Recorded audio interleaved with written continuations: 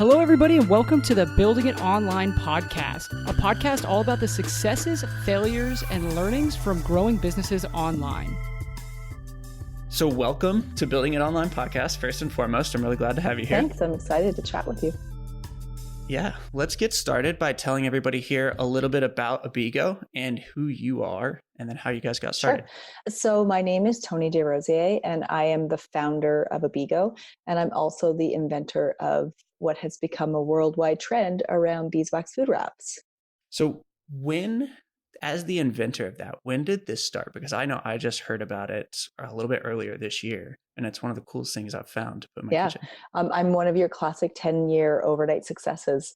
So I actually, I invented Abeego in 2008. So this is our 11th year of business. Wow, that's incredible. And what was the motivation for inventing beeswax wrap? Before I invented Abeego, I was a holistic nutritionist. And I identified the fact that my fresh living food was in fact alive. And I started to ask myself questions of like, why did we develop food wrap to be a transparent and airtight material when those qualities are not replicated anywhere in nature? So I wanted to create food wrap that would could be more found in nature versus this very synthetic option that we've been using for 50 years. That's nice. So that's interesting, because when I was looking everything up, I originally would have thought it was for the environmental impacts of plastic, not as much the health implications. So that's cool. I'll touch on that really quickly, because just keep in mind that I invented this 10 years ago. So plastic in the environment has become a massive topic, but it's really new. 10 years ago, nobody was talking about plastic in the environment, but we were talking about plastic in relationship to our health and what it was doing when we consumed it, touching our food, our water, things like that. That's interesting. My girlfriend brings that up a lot to me with drinking out of plastic water bottles and all those things. And I remember a story when I was a kid. My dad put a baked potato with red plastic wrap in the microwave, and it was a disaster. It looked like it was on fire, but I can't even imagine. Yeah. Cool. Well, that's the story here is awesome. I saw your tagline is "Keep Food Alive." Did you come up with that? I did. Yeah, that was kindly delivered to me through some thought. I don't remember how exactly it went down, but keep food alive was one of the phrases that came really early in the business, and it just didn't leave. So I had to figure out how to bring it to life. Nice. I like it a lot. It brings the point across, especially from what you just said about founding. Yeah, thanks. So now, was Abeego the first company that you've started? The first company that I had any actual success with, yes.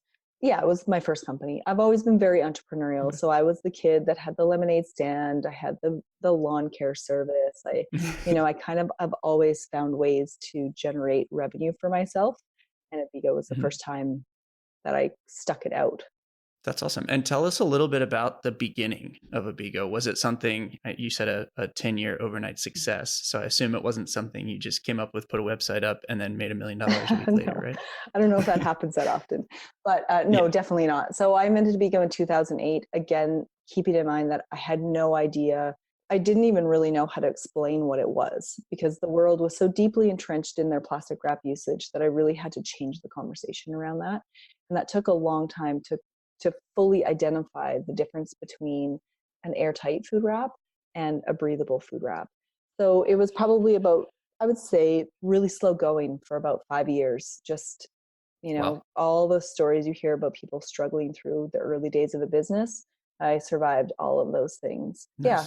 So for the people here that are listening that have their businesses or are thinking about their businesses, can you elaborate a little bit on the struggle for 5 years? Like, is that something where you're, taking out loans, trying to make everything, be a success because it will work? Or is it something where you're just break even, trying to expand? How does that look like? So I actually launched Abeego at the exact same time the entire economy crashed. So I launched it during a recession. Wow. And at a time where I had finished holistic nutrition school, which isn't recognized as a real job in the world. And I had no money at all. I had a credit card with a $1,200 limit. And that's essentially how I launched Abeego. Because I had a totally new idea that nobody understood, I also didn't have access to any money. So the bank wasn't excited to give me any money. I was quite young. I didn't have any assets. I didn't own a home. I had no equity. So I really had to basically sell the product to earn the money to grow the company. which is Nice. mind blowing in today's age where it's very Yeah. easy to just Yeah. go get a bunch of cash.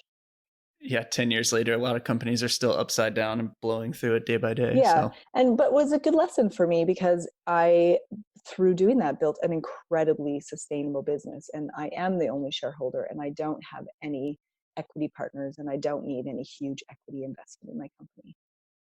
nice. I've done a lot of work with startup companies and I've done a lot of work with solopreneurs. And I know that for myself, like I love both and I love working with both.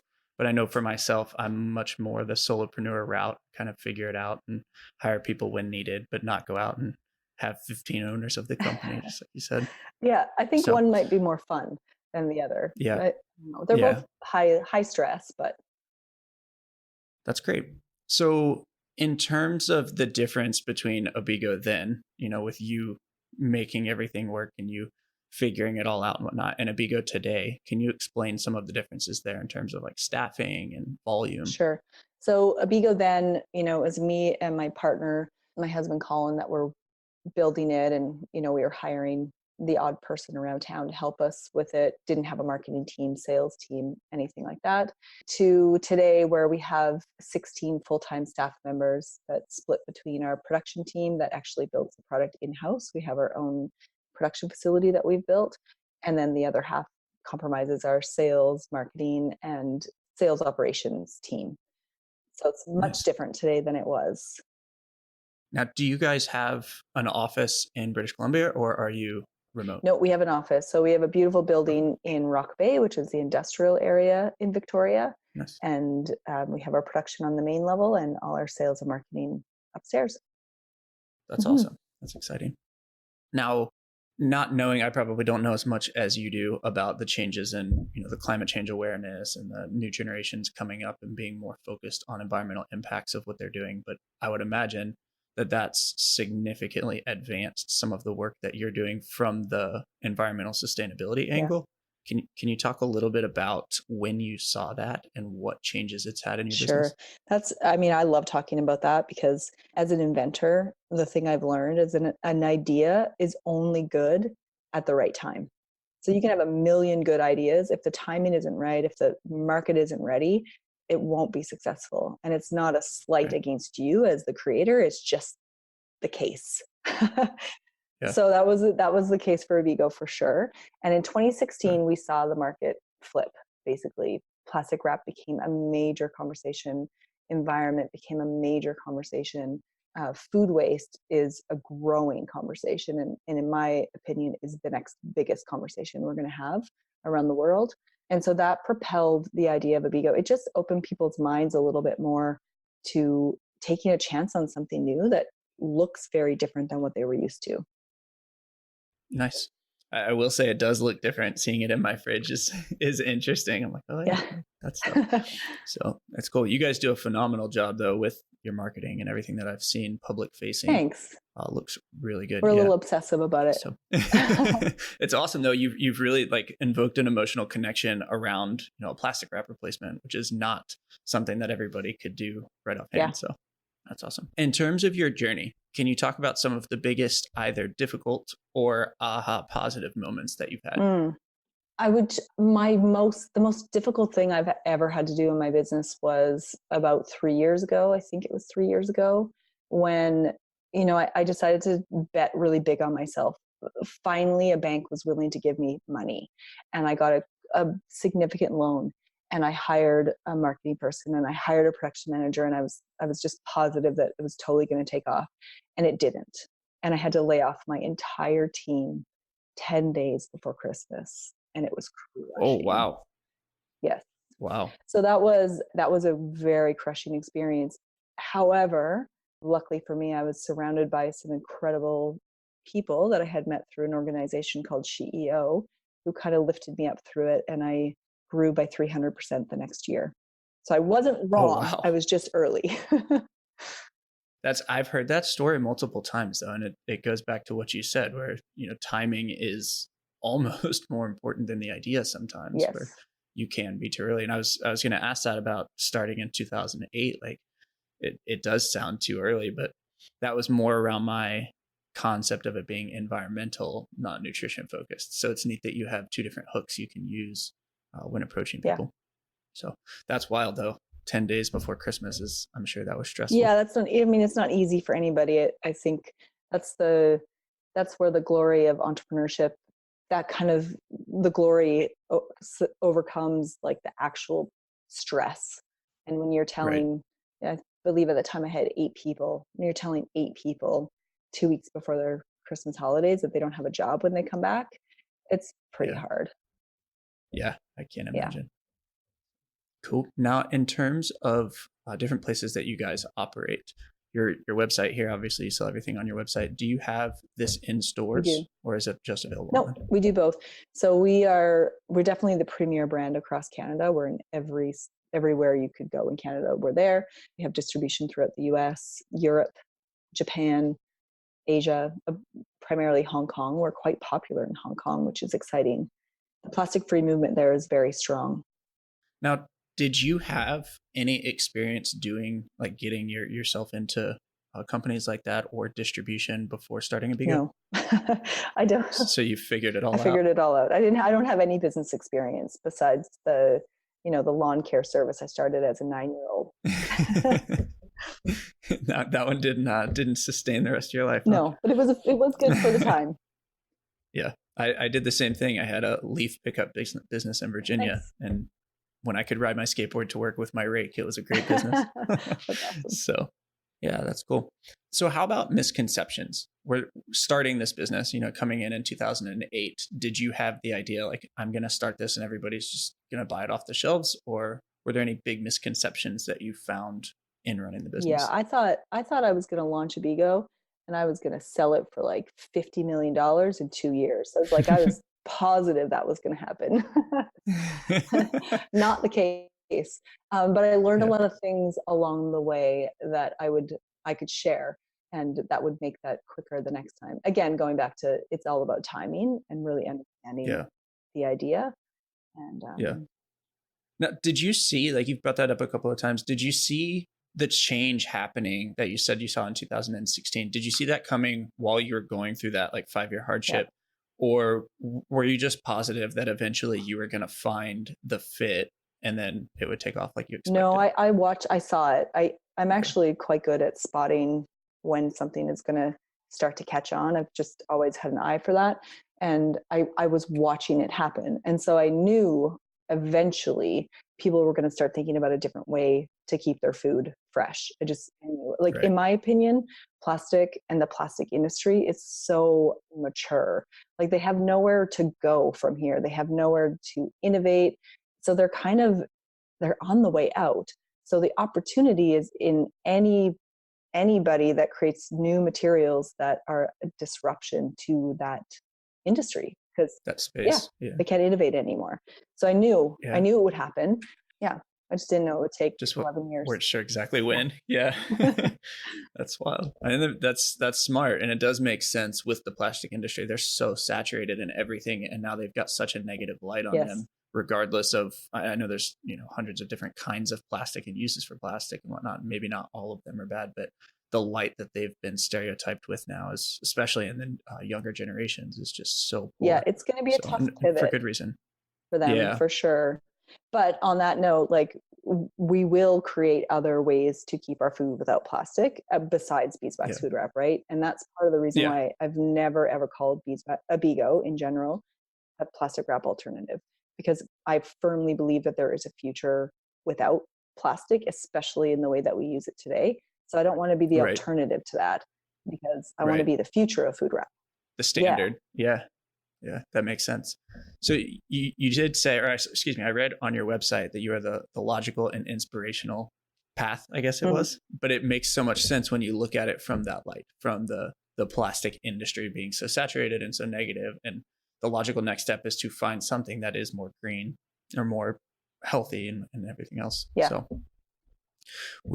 I saw something the other day for a straw replacement where they're actually using noodles in some countries. It was pretty neat. I thought it was pretty inventive. Well, the straw came from somewhere, right? Like that's one thing that people never really think about. It's not like we rolled out a plastic tube and we had a straw. Guaranteed somewhere in history, somebody grabbed a piece of bamboo and slurped something out of it, right? Yeah. And then the cheaper, easier alternative was a thin piece of plastic to make. That makes sense. So cool. Well, in terms of business and what you've learned over the last 10 years, do you have any advice for people that might be in your situation in 2010 and 11-ish? Yeah. Oh, lots of advice. I'll try to keep it to my favorites. I think the biggest lesson that I've learned is opportunity will come, but you need to be prepared for it. And I think that's one thing that we did really well at Abeego. We are very systems orientated. So we have a foundation manual. We have all of our process documented. We have task sheets to do most of the work that needs to be done in the company. And I've built it that way intentionally so that it's something I can, like, if I'm going to sell it, I need to be able to hand something over to whoever's taking it on and make it easy for them to step into the role. So that was the secret sauce for us to capitalize on the market shifting. It's interesting to hear that with 16 employees, because you hear that a lot with the big corporations, and you hear that a lot with companies that are, have rapid growth to go sell immediately, but are a little bit larger. But it's actually something that I've personally been struggling with on my own is documenting and getting everything in line. But the more that I do it, the more I feel exactly what you're talking about, where it's like this, you just point them to a document or point them to a video that explains it. And then that's what you do every day going forward. Yeah. So, well, at some point you have to work yourself out of your job, right? Like that's as a founder or CEO of a company, especially when you start with something small and you're growing it to something big, every single day, I spend the day figuring out how to work myself out of that job. Right. That's a good way to put it, because I do understand what you're talking about. And so documentation goes a really long way. And keep in mind, you're going to forget the way you used to do something. So you could hire somebody to do a task, whatever tasks you need done. You're going to forget how it needs to be done. And then that person's going to leave. And you're doing yourself a disservice if it isn't documented, because how are you going to train the next person? Right. You're going to have to stop and relearn all of that yourself and then explain it to them, or just hand them a pamphlet that's got it all there. That makes sense. That's good. I like that a lot. Yeah. Go ahead. Oh, and the other thing I would just talk about is, having a really tight brand vision. I think that's really critical. And it comes with what could be perceived as a lot of risk. So at Abeego, like you said, our mission is to keep food alive for a food secure world. And that means that we talk about all the benefits of Abeego, all the benefits of the ingredients, and why it makes your food last longer than you've ever imagined. And we don't, even though there's this shiny object on the side of, like, we could talk about how bad plastic is, we don't actually have that conversation, because our mission is to keep food alive versus end disposable plastics. And that is part of what has built this really powerful feeling around our brand. It's interesting, because everything that you've said today, like, completely backs that up. You could just tell in having a normal conversation or going to your Instagram or Facebook or website or anything and see that exact mission. Cool. That's good. Yeah. We're doing our job. Yeah. Congrats to the marketing team. All right. So the last thing that I have here are just 3 lightning round questions that have nothing to do with your specific business. But what is your either favorite book or favorite podcast? My favorite book, and a book that I return to all the time, is Start With Why by Simon Sinek. That is a good one. My mom actually gave me that one about a year ago. I started that with his TED Talk. It was one of the very first TED Talks I watched 11 years ago. And it's been core through the why behind Abeego's Keep Food Alive. It's been always there. Nice. I like that a lot. His I'll say TED Talks, but I've seen him on Facebook, and just little presentations that he puts out there are so good. I absolutely love what he puts into the world. Me too. So who would be your 3 mentors, dead or alive, if you could pick them right now? So mentorship for me is a time and a place. It's the right person at the right time. But the key mentor that I always have around me is another founder or CEO, because there are very few people in the world that really know the pressure that you feel in running a company and leading a team than another founder or CEO. Oh, that's a good one. Actually, I like that a lot. So it doesn't matter which one specifically, as long as it's one that applies to where you are at that time in your business and your Yeah, life. somebody that's willing to go into those deepest, darkest places. 'Cause it gets there. They need to Yep. have been there themselves. Well, I'm sure that having a conversation about laying off your entire staff 10 days before Christmas was not a light one, and it's nice to have somebody else that has experience that can guide you through like how to do it, Yeah, tactically. you don't talk to your mom about that. Yeah, it'll be fine. Don't worry about. Yeah, exactly. Yeah, cool. Okay, then the last one that we have is, if you had to start all over again, what are 2 things that you would do differently? If I had to start all over again, I would. People have been asking me this question as well, and if I had to start over again, what would I do differently is such a difficult thing because it's all hindsight. How about we Yeah. rephrase it then? If you had to start all over Yeah. again, what are the first 2 things that you would do? The first thing I would have done if I had to start over again is really nailed my brand from the beginning.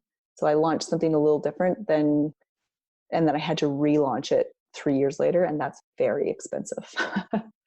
I would do Really? that differently. Yeah. The second thing I would do differently if I was to start over again is have really clear accountabilities for team members when I'm hiring them. I think early days of Abeego, when you're just trying to get people to do the jobs that you need done, accountability and responsibility becomes very blurred, and then people Yeah. can't act as effectively as they could if they truly knew where they were spending their time and energy. Yes, I've experienced that one firsthand. It's like your job is everything, and I can't actually count or can't actually like track anything because I just need it done. Yeah, So just those are good. narrowing it down. Yeah, those are good. I like that a lot. Now, when you had to relaunch your brand, can you tell me a little bit about that? Sure.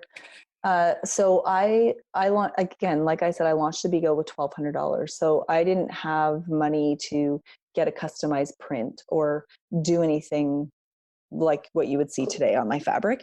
And so I launched with a really simple fabric that I actually hand stamped.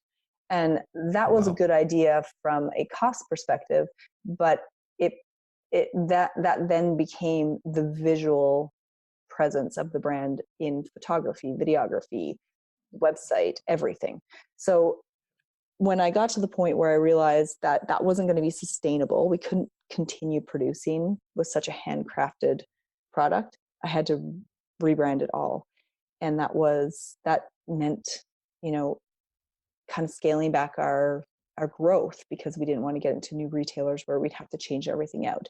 It meant reshooting all of our photos, all of our videos, redoing all of our package, all of our messaging. And Wow.